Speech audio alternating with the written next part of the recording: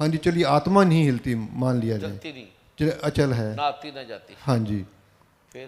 फिर लेकिन जब देहांत होता है ध्यान किसका? आत्मा का ध्यान होता ही नहीं, नहीं। आत्मा नहीं, शरीर का देहांत होता है। शरीर तो ध्यान तो ऑलरेडी है ही, शरीर तो वो तो मरा ही हुआ है, भगवान कहते हैं।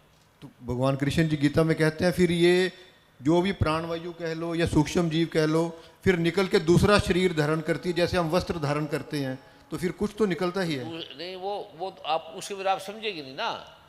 शरीर धारण करता है उसको, वो नहीं धारण करती, वो तो है ही, वो तो अविनाशी है। ऐसे मान लो समुंदर है फैला हुआ है, ये जमीन है फैली हुई है, तो आपने इतनी जमीन को धारण किया है, ये आपने कवर लगाया ना, कवर, ये आपने धारण किया है।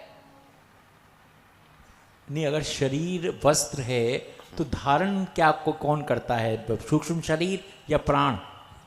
आत्मा अपने में पूरी है ना, कंप्लीट है ना, सर्वव्यापी है, नजदीक से दूर से दूर है। आत्मा अपने आप भी सब कुछ है ना। अब मतलब अनुभूति भी उसकी होती है जो दूसरी हो, वो तो तुम खुद ही तो हो ना। भगवान शिव कहते हैं अहम ब्रह्मासी, मैं ही ब्रह्म हूँ, तुम ही ब्रह्म हो। ठीक है, तो आप जिसकी चिंता करते हो भाई श्री जी, अब वो लोग जन्म हो गए, वो तो बुरा ही नहीं।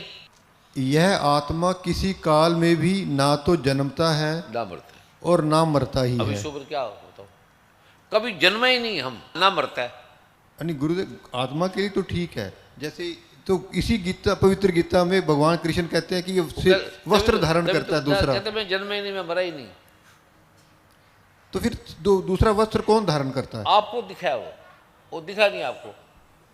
जैसे बच्चा आपको पेट में 9 महीने के बाद आया तब दिखा ना, हाँ जी। पेट में भी था, हाँ जी। और वो आपको दिखा नहीं।